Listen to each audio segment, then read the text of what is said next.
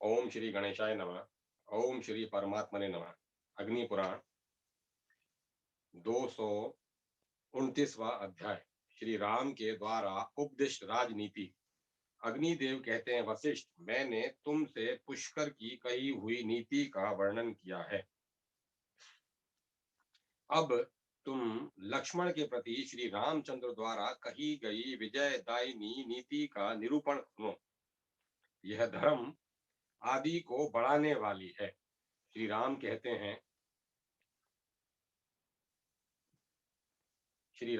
हैं, लक्ष्मण, न्याय, धान्य का छठा भाग लेने आदि के द्वारा धन का अर्जन करना,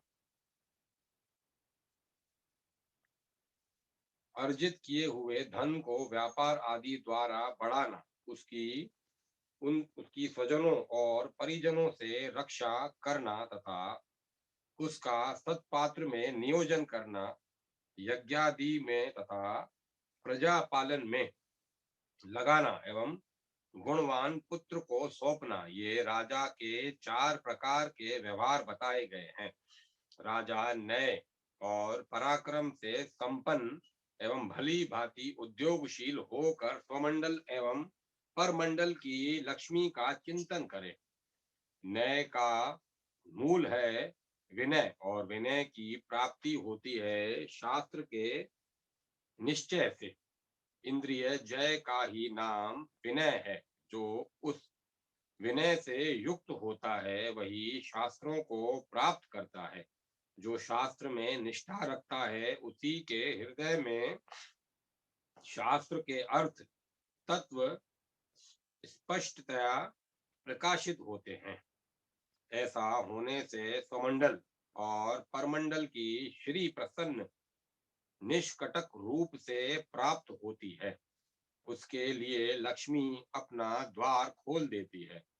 शास्त्र ज्ञान 8 गुणों से युक्त बुद्धि बुद्धि के 8 गुण होते हैं। सुनने की इच्छा, सुनना, ग्रहण करना, धारण करना, याद रखना, अर्थ विज्ञान, विविध साधकों के स्वरूप का विवेक, ऊह वितर्क, उपोह अयुक्त युक्ति का त्याग तथा तत्व ज्ञान, वस्तु के स्वभाव का निर्णय, जैसा कि कौटिल्य ने कहा है।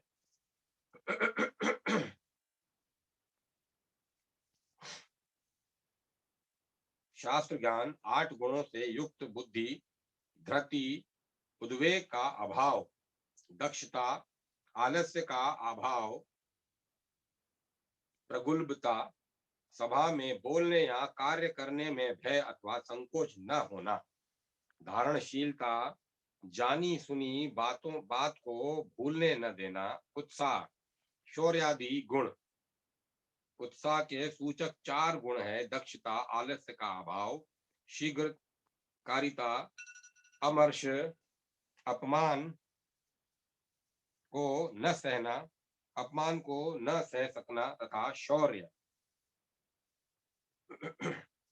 प्रवचन शक्ति, दृढ़ता, आपत्ति काल में कलेश सहन करने की क्षमता, प्रभाव, प्रभु शक्ति, सुचिता, विविध उपायों द्वारा परीक्षा लेने से सिद्ध हुई आचार विचार की शुद्धि, मैत्री, दूसरों को अपने प्रति आकृष्ट कर लेने का गुण, त्याग, सत्पात्र को दान देना, सत्य प्रतिज्ञा पालन, कृतज्ञता, उपकार को न भूलना, कुलीनता, शील, अच्छा स्वभाव और दम, इंद्रिय निग्रह तथा कलेश सहन की क्षमता, ये संपत्ति के हेतुभूत गुण हैं। यहाँ धारणशीलता बुद्धि से तथा दक्षता उत्साह से संबंध रखने वाले गुण हैं। अतः इनका वही अंतर्भाव हो सकता था। यद्यपि इनको जो पृथक उपादान हुआ है वह इन गुणों की प्रधानता सूचित करने के लिए है। विस्तृत विषय रूपी वन में दौड़ते हुए तथा निरंकुश होने के कारण विप्रमाथी विनाशकारी इंद्रिय रूपी हाथी को ज्ञान में अंकुश से वश में करें। काम, क्रोध, लोभ, हर्ष, मान और मद ये षडवर्ग कहे गए हैं। राजा इनका सर्वथा त्याग कर दे। इन सब का त्याग हो जाने पर वह सुखी होता है। राजा को चाहिए कि वह विनय गुण से संपन्न हो। आन्विषी की आत्मविद्या एवं तर्क विद्या, वेद त्रयी, वार्ता, कृषि, वाणिज्य और पशुपालन तथा दंड नीति, इन चार विद्याओं का उनके विद्वानों तथा उन विद्याओं के अनुसार अनुष्ठान करने वाले कर्मठ पुरुषों के साथ बैठकर चिंतन करे, जिससे लोक में इनका सम्यक प्रचार और प्रसार हो। आन्विषिकी से आत्मज्ञान एवं वस्तु के यथार्थ स्वभाव का बोध होता है। धर्म और अधर्म का ज्ञान वेद त्रयी पर अवलंबित है। अर्थ और अनर्थ वार्ता के सम्यक उपयोग पर निर्भर है तथा न्याय और अन्याय दंड नीति के समुचित प्रयोग और अप्रयोग पर आधारित है। किसी भी प्राणी की हिंसा न करना, कष्ट न पहुंचाना, मधुर वचन बोलना, सत्य भाषण करना, बाहर और भीतर से पवित्र रहना एवं शोचाचार का पालन करना, दीनों के प्रति दया भाव रखना तथा क्षमा, निंदा आदि को सह लेना, ये चार वर्णों तथा आश्रमों के सामान्य धर्म कहे गए हैं। राजा को चाहिए कि वह प्रजा पर अनुग्रह करे और सदाचार के पालन में संलग्न रहे। मधुर वाणी, दीनों पर दया, देश काल की अपेक्षा से सत्पात्र को दान, दीनों और शरणागतों की रक्षा। यहाँ यह प्रश्न होता है कि शरणागतों की रक्षा तो दया का ही कार्य है, अतः दया से ही वह सिद्ध है, फिर उसका अलग कथन क्यों किया गया है? इसके उत्तर में निवेदन है कि दया के दो भेद हैं, उत्कृष्टता और अनुत्कृष्टता।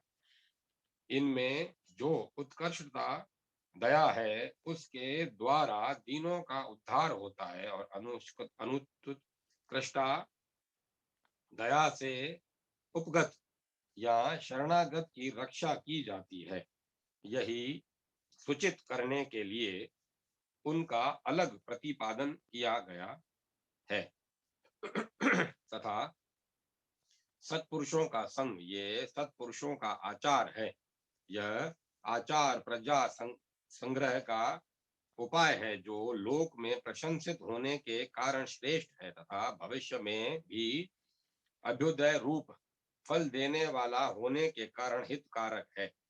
यह शरीर मानसिक चिंताओं तथा रोगों से घिरा हुआ है। आज या कल इसका विनाश निश्चित है। ऐसी दशा में उसके लिए कौन राजा धर्म के विपरीत आचरण करेगा? राजा को चाहिए कि वह अपने लिए सुख की इच्छा रखकर दीन दुखी लोगों को पीड़ा न दे, क्योंकि सताया जाने वाला दीन दुखी मनुष्य दुख जनित क्रोध के द्वारा अत्याचारी राजा का विनाश कर डालता है। अपने पूजनीय पुरुष को जिस तरह सादर हाथ जोड़ा जाता है, कल्याणकामी राजा दुष्ट जन को उससे भी अधिक आदर देते हुए हाथ जोड़े। अपने पूजनीय पुरुष को जिस तरह सादर हाथ जोड़ा जाता है, कल्याणकामी राजा दुष्ट जनों को उससे भी अधिक आदर देते हुए हाथ जोड़े। तात्पर्य यह है कि दुष्ट को सम्मान साम नीति से ही वश में किया जा सकता है। साधु, सुहृदयों तथा दुष्ट शत्रुओं के प्रति भी सदा प्रिय वचन ही बोलना चाहिए। प्रियवादी देवता कहे गए हैं और कटुवादी पशु। बाहर और भीतर से शुद्ध रहकर राजा आस्तिकता, ईश्वर तथा परलोक पर विश्वास द्वारा अंतःकरण को पवित्र बनाए और सदा देवताओं का पूजन करे। गुरुजनों का देवताओं के समान ही सम्मान करे तथा सहृदों को अपने तुल्य मानकर उनका भली भांति सत्कार करे। वह अपने ऐश्वर्य की रक्षा एवं वृद्धि के लिए गुरुजनों को प्रतिदिन प्रणाम द्वारा अनुकूल बनाए। अनुचान सांग वेद के अधेयता की सी चेष्टाओं द्वारा विद्या वृद्ध सत्पुरुषों का तथा गंध पुष्पादि समर्पण द्वारा देवताओं को अपने अनुकूल करे। सद्भाव विश्वास द्वारा मित्र का हृदय जीते, संभ्रम विशेष आदर से बांधवों पिता और माता के कुलों के बड़े बूढ़ों को अनुकूल बनाए। स्त्री को प्रेम से तथा भृत्य वर्ग को दान से वश में करे। इनके अतिरिक्त जो बाहरी लोग हैं उनके प्रति अनुकूलता दिखाकर उनका हृदय जीते। दूसरे लोगों के कृत्यों की निंदा या आलोचना न करे।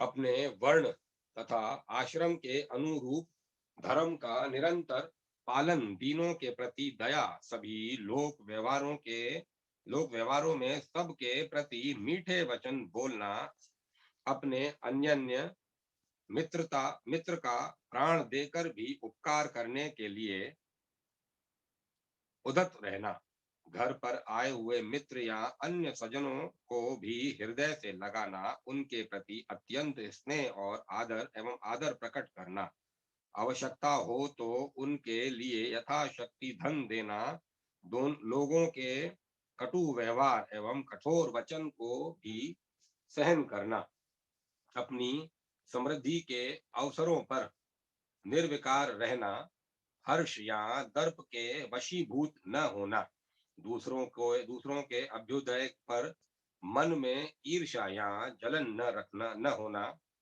दूसरों को ताप देने वाली बात न बोलना, मौन व्रत का आचरण, अधिक वाचाल न होना, बंधुजनों के साथ अटूट संबंध बनाए रखना, सज्जनों के प्रति चतुरता, अवर्क सरल भाव से उनका समाराधन, उनकी हार्दिक सम्मति के अनुसार कार्य, ये महात्माओं के आचार हैं। इस प्रकार आधे अग्नि महापुराण में रामोक्त नीति का वर्णन नामक 229वां अध्याय पूरा हुआ। 238वां अध्याय पूरा हुआ। 239वां अध्याय श्री राम की राजनीति। श्री राम कहते हैं, लक्ष्मण स्वामी, राजा, अमात्य, मंत्री, राष्ट्र, जनपद, दुर्ग, किला, कोष, खजाना, बल, सेना और सुहृद मित्रादि, ये राज्य के परस्पर उपकार करने वाले 7 अंग कहे गए हैं। राज्य के अंगों में राजा और मंत्री के बाद राष्ट्र प्रधान एवं अर्थ का साधन है, अतः उसका सदा पालन करना चाहिए। इन अंकों में पूर्व अंक पर की अपेक्षा श्रेष्ठ है। कुलीनता, सत्व, व्यसन और अभ्युदय में भी निर्विकार रहना, युवा अवस्था, शील, अच्छा स्वभाव, दाक्षिणीय, सबके अनुकूल रहना या उदारता, शीघ्रकारिता, दीर्घ सूत्रता का अभाव, अविंस्वादिता, वाक छल का आश्रय लेकर परस्पर विरोधी बातें न करना, सत्य मिथ्या भाषण न करना, वृद्ध सेवा, विद्या वृद्धों की सेवा में रहना और उनकी बातों को मानना, कृतज्ञता, किसी के उपकार को न भुलाकर प्रत्युपकार के लिए उदत रहना, देव संपन्नता, प्रबल पुरुषार्थ से देव को भी अनुकूल बना लेना, बुद्धि, शुश्रूषा आदि 8 गुणों से युक्त प्रज्ञा, अशुद्र परिवारता, दुष्ट परिजनों से युक्त न होना, शाक्य सामंतता, आसपास के मांडलिक राजाओं को वश में किए रहना, दृढ़ भक्तिता, सुदृढ़ अनुराग, दीर्घदर्शिता, दीर्घ काल में घटित होने वाली बातों का अनुमान कर लेना, उत्साह, शुद्ध चित्तता, स्थूल लक्ष्यता, अत्यंत मनस्वी होना, विनितता, जितेंद्रियता और धार्मिकता ये अच्छे अभिगामिक गुण हैं जो सुप्रसिद्ध कुल में उत्पन्न क्रूरता रहित गुणवान पुरुषों का संग्रह करना।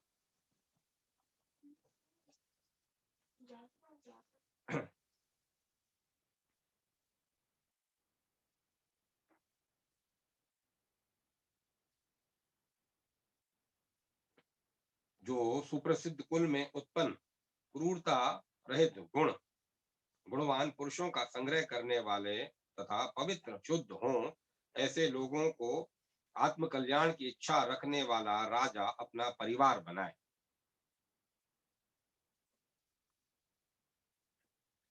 वाग्मी उत्तम वक्ता, ललित मधुर एवं अल्पाक्षरों द्वारा ही बहुत से अर्थों का प्रतिपादन करने वाला, प्रगल्भ, सभा में सबको निग्रहित करके निर्भय बोलने वाला, स्मृतिमान, स्वभावतः किसी बात को न भूलने वाला, उदग्र, ऊंचे कद वाला, बलवान, शारीरिक बल से संपन्न एवं युद्ध आदि में समर्थ, वशी, जितेंद्रिय, दंड नेता, चतुरंगणी, सेना का समुचित रीति से संचालन करने में समर्थ, निपुण, व्यवहार कुशल, कृतविद, शास्त्रीय विद्या से संपन्न,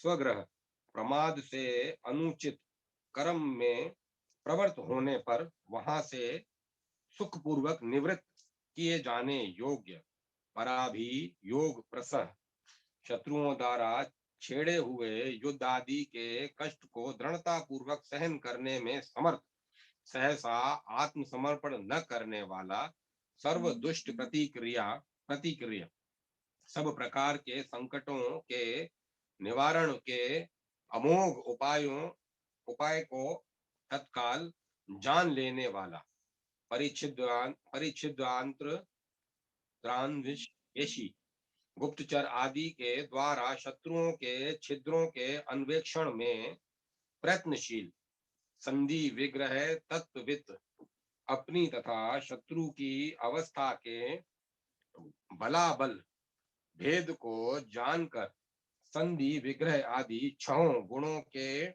प्रयोग के ढंग और अवसर को ठीक ठीक जानने वाला, गुण मंत्र प्रचार, मंत्रणा और उसके प्रयोग को सर्वथा गुप्त रखने वाला, देश काल विभावित, किस प्रकार की सेना किस देश और किस काल में विजयनी होगी इत्यादि बातों को विभाग पूर्वक जानने वाला, आदाता, सम्यग्र्था नाम, प्रजा आदि से न्याय पूर्वक धन लेने वाला, विनियोक्ता, धन को उचित एवं उत्तम कार्य में लगाने वाला, पात्रवित, सत्पात्र का ज्ञान रखने वाला, क्रोध, लोभ, भय, द्रोह, स्तंभन, मान और चपलता, बिना विचारे कार्य कर बैठना, इन दोषों से दूर रहने वाला, परोपताप, दूसरों को पीड़ा देना, शून्य, चुगली करके मित्र में परस्पर फूट डालना, मात्सर्य, डाह, ईर्षा, दूसरों के उत्कर्षों को न सह सकना और अनर्थ,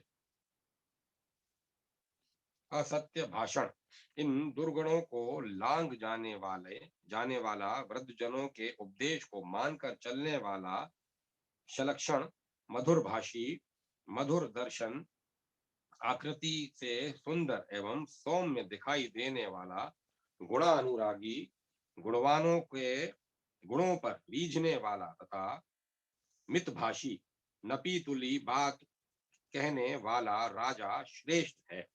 इस प्रकार यहाँ राजा के आत्मसम्मति संबंधी गुण, उसके स्वरूप के उत्पादक गुण बताए गए हैं।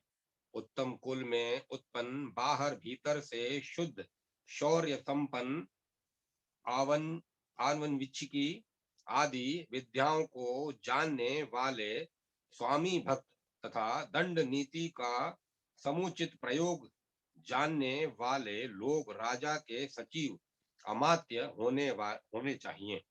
जैसे अन्याय से हटाना कठिन न हो जिसे अन्याय से हटाना कठिन न हो, जिसका जन्म उसी जनपद में हुआ हो, जो कुलीन ब्राह्मण आदि सुशील शारीरिक बल से संपन्न उत्तम वक्ता, सभा में निर्भीक होकर बोलने वाला, शास्त्र रूपी नेत्र से युक्त, उत्साहवान, उत्साह संबंधी त्रिविध गुण, शौर्य, अमर्ष एवं दक्षता से संपन्न, प्रतिपत्ति मान, प्रतिभाशाली, भय आदि के अवसरों पर उनका तत्काल प्रतिकार करने वाला, स्तंभता स्तब्धता, मान और चपलता से रहित, मैत्र मित्रों के अर्जन एवं संग्रह में कुशल, शीत उष्ण आदि कलेशों को सहन करने में समर्थ, शुचि, उपधा द्वारा परीक्षा से प्रमाणित हुई, शुद्धि से संपन्न,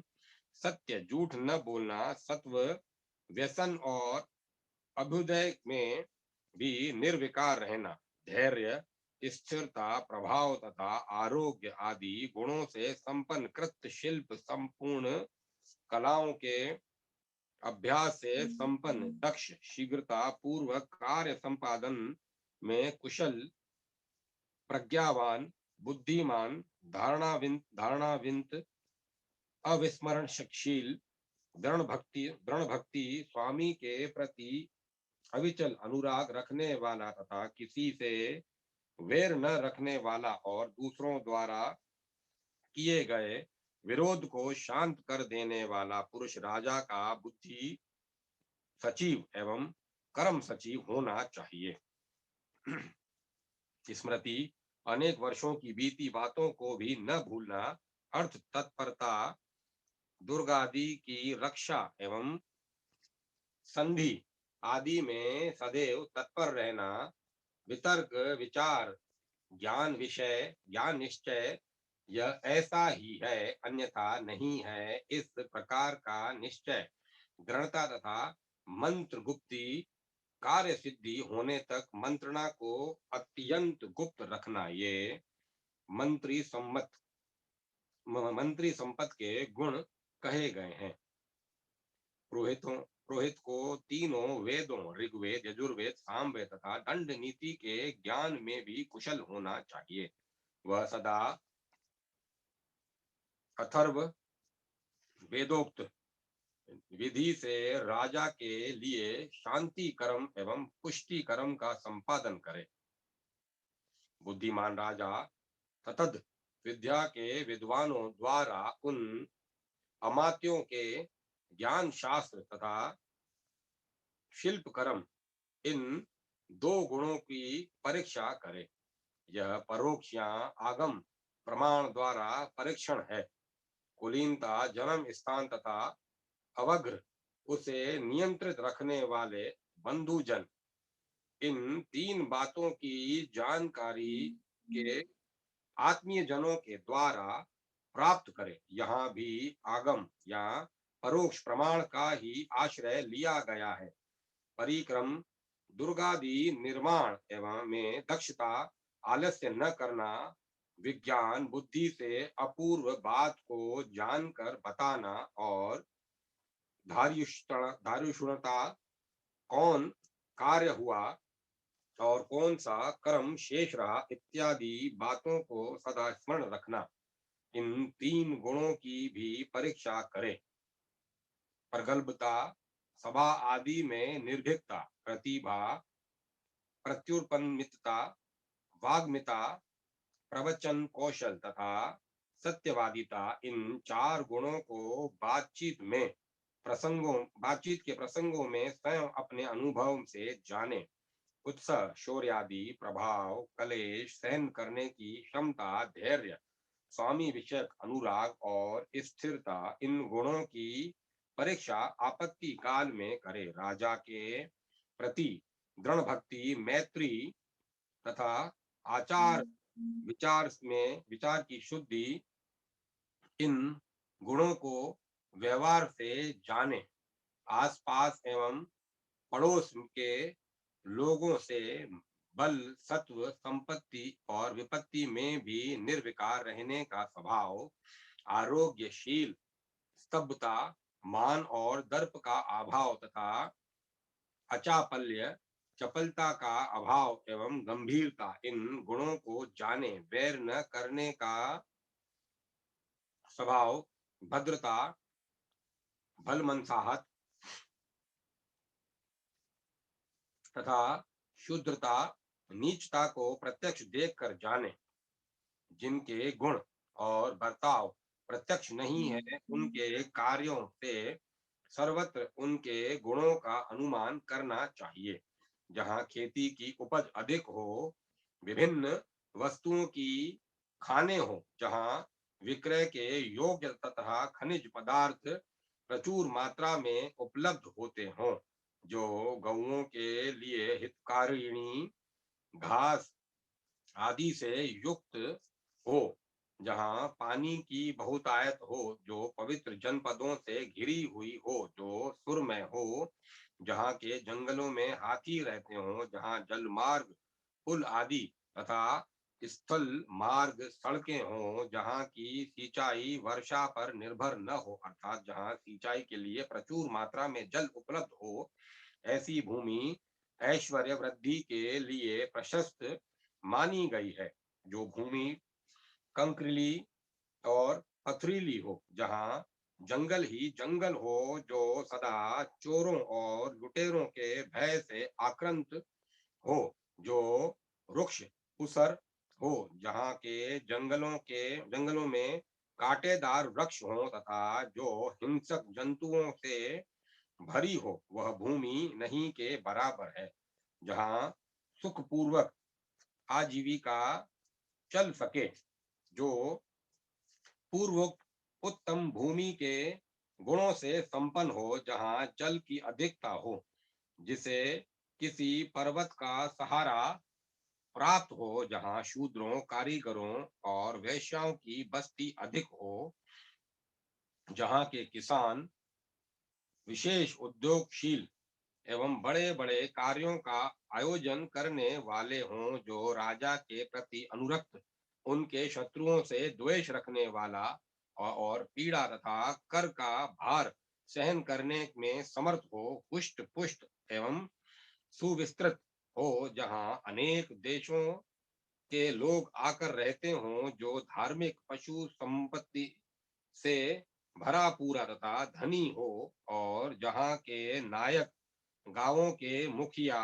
मूर्ख और व्यसनग्रस्त हों, ऐसा जनपद राजा के लिए प्रशस्त कहा गया है। मुखिया मूर्ख और व्यसनी हो तो वह राजा के विरुद्ध आंदोलन नहीं कर सकता, जिसकी सीमा बहुत बड़ी एवं विस्तृत हो, जिसके चारों ओर विशाल खाइयां बनी हो, जिसके प्राकार परकोटे और गोपुर फाटक बहुत ऊंचे हों, जो पर्वत, नदी, मेरु मरुभूमि अथवा जंगल का आश्रय लेकर बना हो, ऐसे पुर दुर्ग में राजा को निवास करना चाहिए।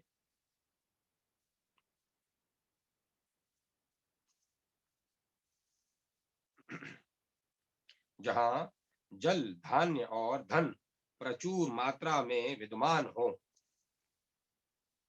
वह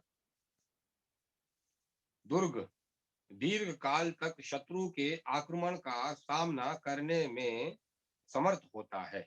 जल में, पर्वत में, वृक्ष में, एऋण, उजाड़ या वीरान स्थान पर बना हुआ तथा धानवन, मरुभूमि या बालुकामय प्रदेश प्रदेश में स्थित ये 5 प्रकार के दुर्ग हैं। दुर्ग का प्रकार विचार करने वाले उत्तम बुद्धिमान पुरुषों से ने इन सभी दुर्गों को प्रशस्त बतलाया है। जिसमें आय अधिक हो और खर्च कम, अर्थात जिसमें जमा अधिक होता हो और जिसमें से धन को कम निकाला जाता हो, उसकी जिसकी ख्याति खूब हो तथा जिसमें धन संबंधी देवता लक्ष्मी कुबेर आदि का सदा पूजन किया जाता हो, जो मनोवांछित द्रव्यों से भरा पूरा हो, मनोरम हो और विश्वस्त जनों की देख रेख में हो, जिसका अर्जन धर्म एवं न्याय पूर्वक कर किया गया हो, तथा जो महान व्यय व्यय को भी सह लेने में समर्थ हो, ऐसा कोष श्रेष्ठ माना गया है। कोष का उपयोग धर्मादि की वृद्धि तथा मूल्यों के भरण पोषण आदि के लिए होना चाहिए। जो बाप दादाओं के समय से ही सैनिक सेवा करते आ रहे हों, वश में रहते, अनुशासन मानते हों, संगठित हों, जिसका वेतन चुका दिया जाता हो, बाकी न रहता हो, जिसके पुरुषार्थ की प्रसिद्धि हो, जो राजा के अपने ही जनपद में जन्मे हों, युद्ध कुशल हों और कुशल सैनिकों के साथ रहते हों, नाना प्रकार के अस्त्र शस्त्रों से संपन्न हों, जिन्हें नाना प्रकार के युद्धों में विशेष कुशलता प्राप्त हो तथा जिनके दल में बहुत से योद्धा भरे हों, जिन सैनिकों द्वारा अपनी सेना के घोड़े और हाथियों की आरती उतारी जाती हो, जो परदेश निवास युद्ध संबंधी आयास तथा नाना प्रकार के कलेश सहन करने के अभ्यासी हों तथा जिन्होंने युद्ध में बहुत श्रम किया हो, जिनके मन में दुविधा न हो तथा जिनमें अधिकांश क्षत्रिय जाति के लोग हों, ऐसी सेना या सैनिक दंड नीति वेताओं के मत में श्रेष्ठ है। जो त्याग, अलोभ एवं दूसरों के लिए सब कुछ उत्सर्ग करने का स्वभाव, विज्ञान संपूर्ण शास्त्रों में प्रवीणता तथा सत्व विकार शून्यता, इन गुणों से संपन्न महापक्ष, महान आश्रय एवं बहुसंख्यक बंधु आदि के वर्ग से संपन्न, प्रियबंध, मधुर एवं हितकर वचन बोलने वाला, आयतिष्म सुस्थिर स्वभाव होने के कारण भविष्य काल में भी सदा में भी साथ देने वाला, उद्वेद दुविधा में न रहने वाला तथा उत्तम कुल में उत्पन्न हो, ऐसे पुरुष को अपना मित्र बनाए। मित्र के आने पर दूर से ही अगवानी में जाना, स्पष्ट एवं प्रिय वचन बोलना तथा सत्कार पूर्वक मनोवांछित वस्तु देना, ये मित्र संग्रह के तीन प्रकार हैं। धर्म, काम और अर्थ की प्राप्ति, ये मित्र से मिलने वाले तीन प्रकार के फल हैं। चार प्रकार के मित्र जानने चाहिए। औरस, माता पिता के संबंध से युक्त, मित्रता के संबंध से बंधा हुआ, कुल क्रमागत तथा संकट से बचाया हुआ, सत्यता, झूठ न बोलना, अनुराग और दुख सुख में समान रूप से भाग लेना, ये मित्र के गुण हैं।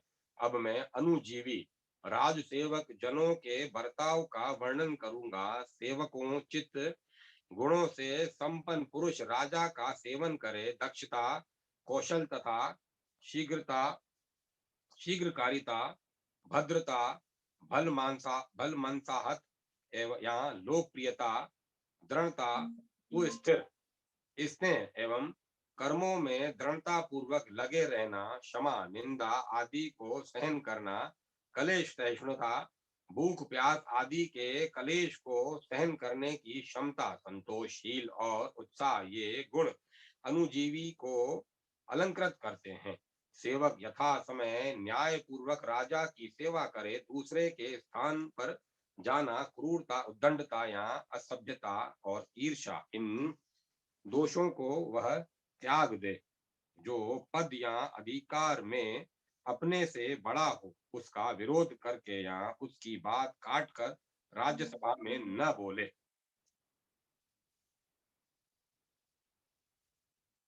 राजा के गुप्त कर्मों तथा मंत्रणा को कहीं प्रकाशित न करे। सेवक को चाहिए कि वह अपने प्रति स्नेह रखने वाले स्वामी से ही जीविका प्राप्त करने की चेष्टा करे।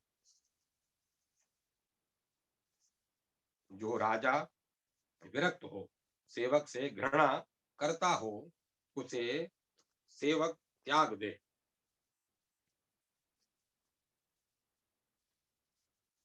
यदि राजा अनुचित कार्य में प्रवृत्त हो तो उसे मना करना, और यदि न्यायुक्त कार्य में संलग्न हो तो उसमें उसका साथ देना, यह थोड़े में बंधु मित्र और सेवकों का श्रेष्ठ आचार बताया गया है। राजा मेघ की भांति समस्त प्राणियों को आजीविका प्रदान करने वाला हो, उसके यहाँ आय के जितने द्वार साधन हो, उन सब पर वह विश्वस्त एवं जांचे परखे हुए लोगों को नियुक्त करे। जैसे सूर्य अपनी किरणों द्वारा पृथ्वी से जल लेता है, उसी प्रकार राजा उन आयुक्त पुरुषों द्वारा धन संग्रह करे, जिन्हें उन उन कर्मों के करने का अभ्यास तथा यथार्थ ज्ञान हो, जो उपधा द्वारा शुद्ध प्रमाणित हुए हों, तथा जिनके ऊपर जाने समझे हुए गणक आदि कर्ण वर्ग की नियुक्ति कर दी गई हो, तथा जो उद्योग से संपन्न हो, ऐसे ही लोगों को समर्पण कर्मों में अध्यक्ष बनाए।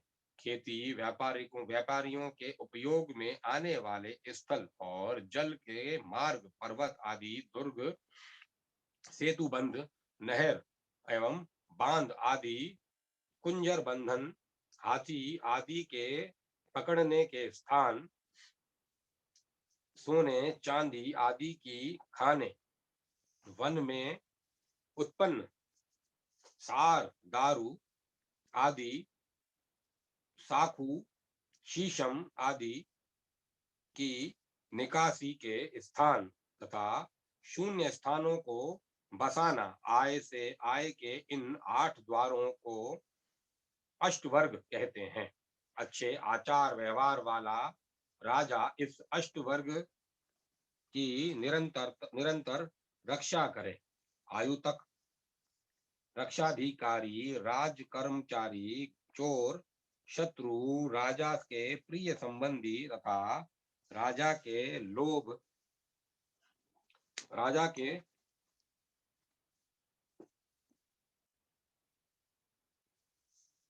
राजा के लोभ, इन पांचों से प्रजाजनों को 5 प्रकार का भय प्राप्त होता है।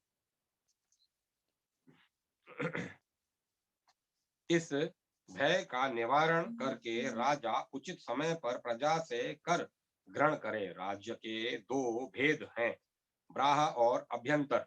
राजा का अपना शरीर ही अभ्यंतर राज्य है, तथा राष्ट्र या जनपद को ब्राह राज्य कहा गया है। राजा इन दोनों की रक्षा करे। जो पापी राजा के प्रिय होने पर भी राज्य को हानि पहुंचा रहे हों, वे दंडनीय हैं। राजा उन सबको दंड दे तथा विष आदि से अपनी रक्षा करे। स्त्रियों पर, पुत्रों पर तथा शत्रुओं पर कभी विश्वास न करे। इस प्रकार आदि अग्नि महापुराण में राजधर्म कथन नामक 239वां अध्याय पूरा हुआ। 240वां अध्याय द्वादश राजमंडल चिंतन। श्री राम कहते हैं, राजा को चाहिए कि वह मुख्य 12 राजमंडल का चिंतन करे। 1 अरि, 2 मित्र, 3 परिमित्र, तत्पश्चात मित्र मित्र तथा अरि मित्र मित्र, ये क्रमशः विजयगिषु के सामने वाले राजा कहे गए हैं। विजिगीषु के पीछे क्रमशः 4 राजा होते हैं, जिनके नाम इस प्रकार हैं। पार्ष्णिग्रह, उसके बाद आक्रंद, तदंतर इन दोनों के आसार अर्थात पार्ष्णिग्रहासार एवं आक्रंदासार, अरि और विजिगीषु दोनों के राज्य से जिसकी सीमा मिलती है, वह राजा मध्यम कहा गया है। अरि और विजिगीषु ये दोनों यदि परस्पर मिले हों, संगठित हों गए हों, तो मध्यम राजा कोष और सेना आदि की सहायता देकर इन दोनों पर अनुग्रह करने से में समर्थ होता है, और यदि ये परस्पर संगठित न हो तो वह मध्यम राजा पृथक पृथक या बारी बारी से इन दोनों का वध करने में समर्थ होता है। इन सब के मंडल से बाहर जो अधिक बलशाली या अधिक सैनिक शक्ति से संपन्न राजा है, उसकी उदासीनता संज्ञा है। विजिगिषु और अरि और मध्यम ये परस्पर संगठित हो तो उदासीन राजा इन पर अनुग्रह मात्र कर सकता है, और यदि ये संगठित न होकर पृथक पृथक हो तो वह उदासीन इन सब का वध कर डालने में समर्थ हो जाता है। लक्ष्मण, ये अब मैं तुम्हें संधि, विग्रह, यान और आसन आसन आदि के विषय में बता रहा हूँ। किसी बलवान राजा के साथ युद्ध ठन जाने पर यदि अपने पक्ष की अवस्था शोचनीय हो तो अपने कल्याण के लिए संधि कर लेनी चाहिए। किसी बलवान राजा के साथ युद्ध ठन जाने पर यदि अपने पक्ष की अवस्था शोचनीय हो तो अपने कल्याण के लिए संधि कर लेनी चाहिए। कपाल, उभार, संतान, संगत, उपन्यास, प्रतीकार, संयोग, पुरुषांतर, अधश अधष्ट नर, आदिष्ट, आत्माशी आत्मशी आत्मिश, उपग्रह, परिक्रम, परिक्रय, उच्छिन्न, प्रदूषण का स्कंधोपनयन, ये संधि के 16 भेद बतलाए गए हैं। जिसके साथ संधि की जाती है वह संदेह कहलाता है। उसके 2 भेद हैं, अभियोक्ता और अनाभियोक्ता। उक्त संधियों में से उपन्यास, प्रतीकार और संयोग, ये 3 संधियां अनिभियोक्ता अनाक्रमण का के प्रति करनी चाहिए। शेष सभी अभियोक्ता आक्रमणकारी के प्रति कर्तव्य है। परस्पर परोपकार, मैत्र, संबद्धज तथा उपहार, ये ही 4 संधि के भेद जानने चाहिए, ऐसा अन्य लोगों का मत है। बालक, वृद्ध, चीरकाल का रोगी, भाई बंधुओं से बहिष्कृत, डरपोक, भीरू, सैनिकों वाला, लोभी, लालची, सेवकों से घिरा हुआ, अमात्य आदि प्रकृतियों से अनुराग से के प्रति प्रकृतियों के अनुराग से वंचित, अत्यंत विषयासक्त, अस्थिर चित्त और अनेक लोगों के सामने मंत्र प्रकट करने वाला, देवताओं और ब्राह्मणों का निंदक, देव का मारा हुआ, देव को ही संपत्ति और विपत्ति का कारण मानकर स्वयं उद्योग न करने वाला, जिसके ऊपर दुर्भिक्ष का संकट आया हो, वह जिसकी सेना कैद कर ली गई हो अथवा शत्रुओं से घिर गई हो, वह अयोग्य देश में स्थित अपनी सेना की पहुंच से बाहर के स्थान में विद्यमान बहुत से शत्रुओं से युक्त, जिसने अपनी सेना को युद्ध के योग्य काल में नहीं नियुक्त किया है, वह तथा सत्य और धर्म से भ्रष्ट, ये 20 पुरुष ऐसे हैं जिनके साथ संधि न करे, केवल विग्रह करे। एक दूसरे के उपकार से मनुष्यों के विग्रह, कलह या युद्ध एक दूसरे के अपकार से मनुष्यों में विग्रह, कलह या युद्ध होता है। राजा अपने अभ्युदय की इच्छा से अथवा शत्रु से पीड़ित होने पर यदि देश काल की अनुकूलता और सैनिक शक्ति से संपन्न हो तो विग्रह प्रारंभ करे।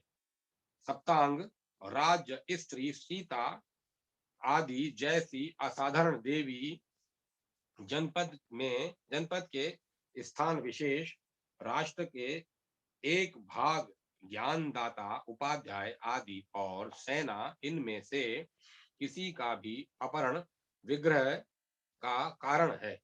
इस प्रकार 6 हेतु बताए गए हैं। इनके सिवाय मद, राजा, दंभोद्भव आदि की भांति शौर्यादि जनित दर्प, मान, रावण आदि की भांति अहंकार, जनपद की पीड़ा, जनपद निवासियों का सताया जाना, ज्ञान विघात, शिक्षा संस्थाओं अथवा ज्ञान दाता गुरुओं का विनाश, अर्थ विघात, भूमि, हिरण्य आदि को क्षति पहुंचाना, शक्ति विघात, प्रभु शक्ति, मंत्र शक्ति और उत्साह शक्तियों का अपक्षय, धर्म विघात, देव प्रारब्ध जनित दुर्वस्था, सुग्रीव आदि जैसे मित्रों के प्रयोजनों की सिद्धि, माननीय जनों का अपमान, बंधु वर्ग का विनाश, भूतानुग्रह विच्छेद, प्राणियों को दिए हुए अभ्युदान का खंडन, जैसे एक ने किसी वन में वहां के जंतुओं को अभय देने के लिए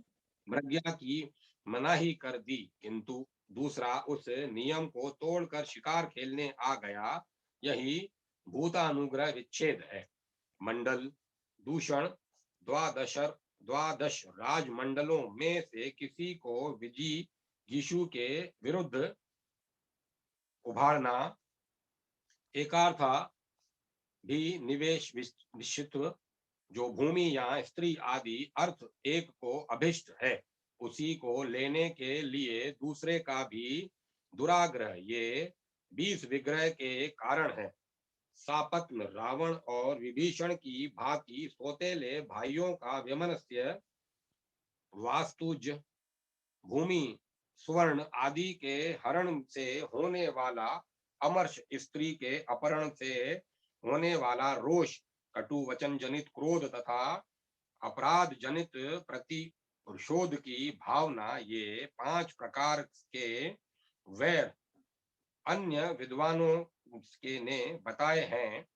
जिस विग्रह से बहुत कम लाभ होने वाला हो, जो निष्फल हो, जिससे कल फल प्राप्ति में संदेह हो, जो तत्काल दोषजनक विग्रह के समय मित्रादि के साथ विरोध पैदा करने वाला, भविष्य काल में भी निष्फल, वर्तमान और भविष्य में भी दोषजनक हो, जो अज्ञात बल पराक्रम वाले शत्रु के साथ किया जाए एवं दूसरों के द्वारा उभाड़ा गया हो, जो दूसरों की स्वार्थ सिद्धि के लिए किंवा किसी साधारण स्त्री को पाने के लिए किया जा रहा हो, जिसके दीर्घ काल तक चलते रहने की संभावना हो, जो श्रेष्ठ द्विजों के साथ छेड़ा गया हो, जो वरदान आदि पाकर अकस्मात देव बल से संपन्न हुए पुरुष के साथ छिड़ने वाला हो, जिसके अधिक बलशाली मित्र हों, ऐसे पुरुष के साथ जो छिड़ने वाला हो, जो वर्तमान काल में फलद किंतु भविष्य में निष्फल हो, तथा जो भविष्य में फलद किंतु वर्तमान में निष्फल हो, इन 16 प्रकार के विग्रहों में कभी हाथ न डाले। जो वर्तमान और वे भविष्य में परिशुद्ध, पूर्णतः लाभदायक हो, वही विग्रह राजा को छेड़ना चाहिए। राजा जब अच्छी तरह समझ ले कि मेरी सेना हुष्ट पुष्ट अर्थात उत्साह और शक्ति से संपन्न है तथा शत्रुओं की इसके विपरीत है, तब वह उसका निग्रह करने के लिए विग्रह आरंभ करे। जब मित्र आक्रांत तथा आक्रांदासार इन तीनों की राजा के प्रति दृढ़ भक्ति हो तथा शत्रु के मित्र आदि विपरीत स्थिति में हो, अर्थात उसके प्रति भक्ति भाव न रखते हों, तब उसके साथ विग्रह आरंभ करे, जिसके बल और पराक्रम उच्च कोटि के हों, जो विजिगीषु के गुणों से संपन्न हो और विजय की अभिलाषा रखता हो, तथा जिसकी अमात्यादि प्रकृति उसके सद्गुणों से उसमें अनुरक्त हो, ऐसे राजा का युद्ध के लिए यात्रा करना यान कहलाता है। विग्रह गमन, विग्रह गमन, संध्याय गमन, संभूयम गमन, प्रसंगतः गमन तथा उपेक्षा पूर्वक गमन, ये नीतिज्ञ पुरुषों द्वारा यान के 5 भेद कहे गए हैं। जब विजिगीषु और शत्रु दोनों एक दूसरे की शक्ति का घात न कर सकने के कारण आक्रमण न करके बैठ रहे हों, इसे आसन कहा जाता है। इसके भी या इसके भी यान की ही भांति 5 भेद कहे गए हैं। विग्रह आसन, संध्या आसन, संभुए आसन, प्रसंगासन तथा अपेक्षासन, जो बलवान शत्रुओं के बीच में पढ़कर वाणी द्वारा दोनों को ही आत्मसमर्पण करे, मैं और मेरा राज्य दोनों के ही है, यह संदेश दोनों के ही पास गुप्त रूप से भेजे एवं स्वयं दुर्ग में छिपा रहे, यह द्विवेदी भाव की नीति है। जब उक्त दोनों शत्रु पहले से ही संगठित होकर आक्रमण करते हों, तब जो उनमें अधिक बलशाली हो उसकी शरण ले। यदि वे दोनों शत्रु परस्पर मंत्रणा करके उसके साथ किसी भी शर्त पर संधि न करना चाहते हों, तब विजिगीषु उन दोनों के ही किसी शत्रु का आश्रय ले अथवा किसी भी अधिक शक्तिशाली राजा की शरण लेकर आत्मरक्षा करे। यदि विजिगीषु पर किसी बलवान शत्रु का आक्रमण हो और वह उच्छिन्न होने लगे तथा किसी उपाय से उस संकट का निवारण करना उसके लिए असंभव हो जाए, तब वह किसी कुलीन, सत्यवादी, सदाचारी तथा शत्रु की अपेक्षा अधिक बलशाली राजा की शरण ले। उस आश्रय दाता के दर्शन के लिए उसकी आराधना करना, सदा उसके अभिप्राय के अनुकूल चलना, उसी के लिए कार्य करना तथा सदा उसके प्रति आदर का भाव रखना, यह आश्रय होने वाले को का व्यवहार बतलाया गया है। इस प्रकार आदि अग्नि महापुराण में गुण्य कथन नामक 240वां अध्याय पूरा हुआ। अब मैं कथा को विराम देता हूँ।